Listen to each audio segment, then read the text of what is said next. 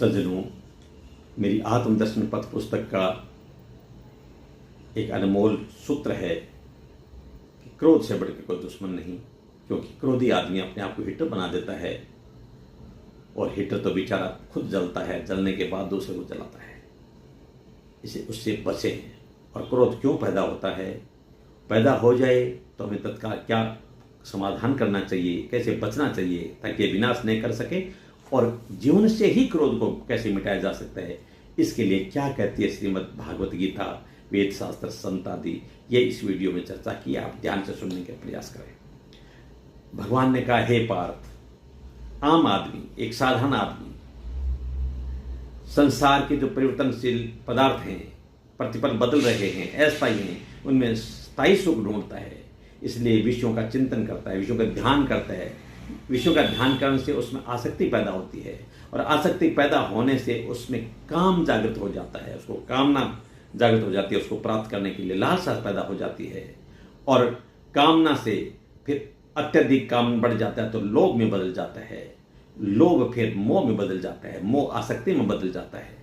और बीच में कामना करने वाले के बीच में अगर कोई रुकावट खड़ी हो जाती है तो रुकावट पैदा करने वाले के प्रति क्रोध पैदा हो जाता है। अगर वो निर्बल है तो क्रोध पैदा हो जाता है, और अगर अपने से बलवान है तो डर पैदा होता है, भय। इसलिए कहा है वीतराग भय क्रोधा। यह श्रीमद् भागवत गीता के 4थे अध्याय के 10वें श्लोक में पूरी बात समझाई गई है।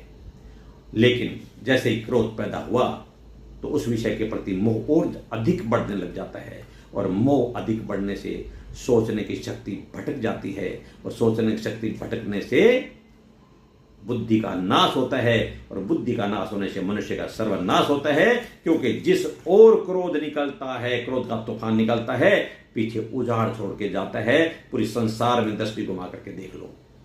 अब इसके जागृत होते ही क्या करना चाहिए? अगर जागृत हो रहा है क्रोध, अपने आप को उसका परिणाम पर ध्यान दें 2-5-10 सेकंड के लिए, और उसके बाद में तत्काल मौन हो जाएं और भगवान का जाप करना चालू करें, और उस तूफान को निकलने दें, तत्काल उपचार।